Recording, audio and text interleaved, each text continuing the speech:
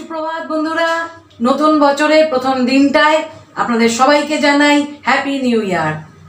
আজকে যেমন দিনটা সুন্দর করে শুরু হচ্ছে, আগামী প্রতিটি দিন যেন আমাদের এইভাবেই নিউ ইয়ারের মতন সুন্দর করে একদম নতুনভাবে ভালোভাবে কাটে। আপনারা প্রত্যেকে খুব ভালো থাকুন এবং সুস্থ থাকুন। তো জাঁকিয়ে শীত তো মনে হচ্ছে এবার পড়বে। আর সকাল থেকে খুব সুন্দর ঠান্ডা হাওয়া দিচ্ছে, আর তার সঙ্গে বেশ শীত করছে। অবশ্য আমার ঠান্ডাটা খুব ভালো লাগে, সেই জন্যই আমার এত কথা বলা। তো ঠান্ডা নিশ্চয়ই আপনাদের অনেকেই ভালো লাগে। আবার যেমন আমার মার ঠান্ডা একদমই প্রিয় নয়, মার গরমকাল প্রিয়। আবার খুব যখন বেশি গরম পড়ে তখন বলে, বাবা এতটা গরম ভাবিনি। তো সব ঋতুই এক একজনের প্রিয় হয়।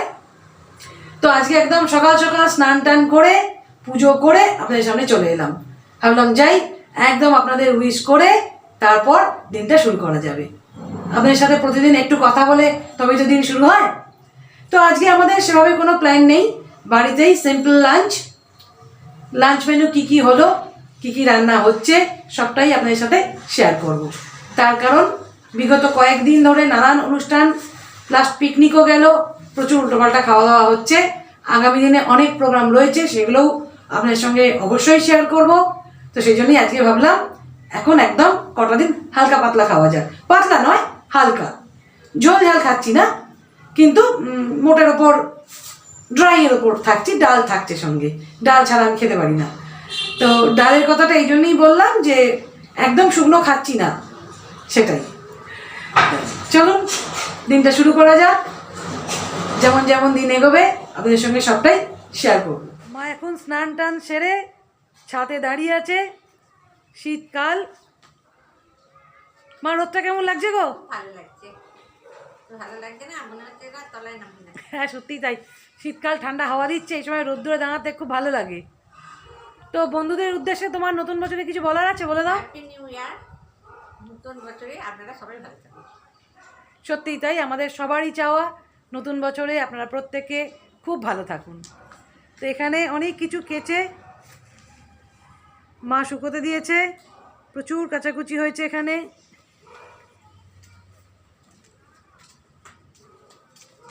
এই একটু পরেই নেমে যাব আমরা নিচে। নিচে কিছু শুকোতে দিয়েছো? নিচেও মা শাড়ি টাড়ি মেলেছে।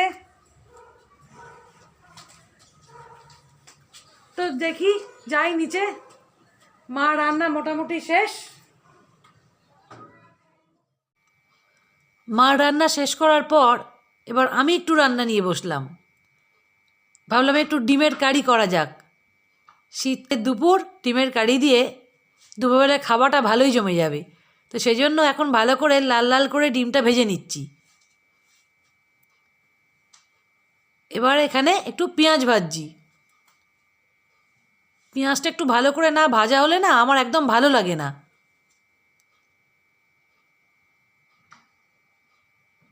বেশ সুন্দর করে লাল লাল করে আগে পেঁয়াজটা একটু ভেজে নিই।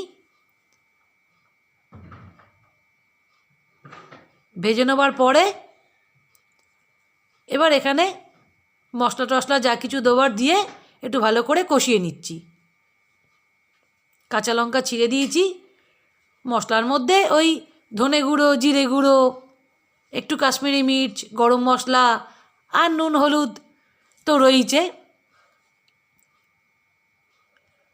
তো ফাইনালি এখন ডিমের কারি ফুটছে।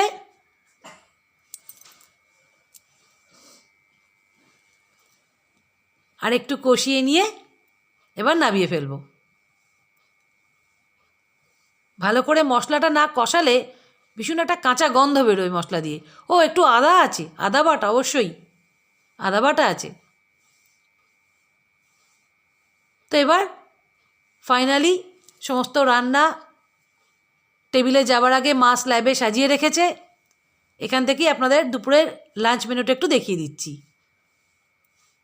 তো এখানে রয়েছে গরম ধোয়া ওঠা ভাত, যেটা প্রতিদিনই থাকে। সঙ্গে এখানে রয়েছে উচ্ছে আলু সেদ্ধ। এখানে রয়েছে ডাল, সম্ভবত মুগের ডাল এটা। এখানে রয়েছে আলু ফুলকপি কড়াইশুঁটি দিয়ে একটা তরকারি। আর আমার ডিমের কারি।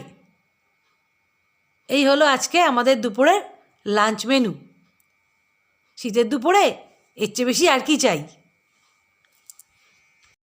আজকে সারাদিন খুব ভালোভাবেই আমাদের কাটলো। আশা করি আজকের দিনটা আপনাদেরও প্রত্যেকের খুব ভালোই কেটেছে। তো এখন তো সন্ধেবেলা, এবারে মা আর আমি একটু নিজেদের মধ্যে গল্পগুজব করবো। সারাদিন তো সেভাবে মার সাথে কথা হয় না, মাকে একটু ভালোভাবে সময় দেওয়াও হয় না। তো এখন মা আর আমি গল্প করব, সঙ্গে থাকবে অবশ্যই এক কাপ না 2 কাপ গরম ধোঁয়া ওঠা চা। তো চলুন আজকের ব্লগটা এখানেই শেষ করছি। খুব তাড়াতাড়ি আরও একটা নতুন ব্লগ নিয়ে আপনাদের কাছে, আপনাদের বাড়িতে পৌঁছে যাব। আজকের ব্লগটা যদি আপনাদের ভালো লাগে তাহলে ছোট্ট করে একটা লাইক দেবেন। আর আমার চ্যানেলের যারা নতুন বন্ধু তাদের কাছে অনুরোধ রইল আমার চ্যানেলটিকে সাবস্ক্রাইব করার।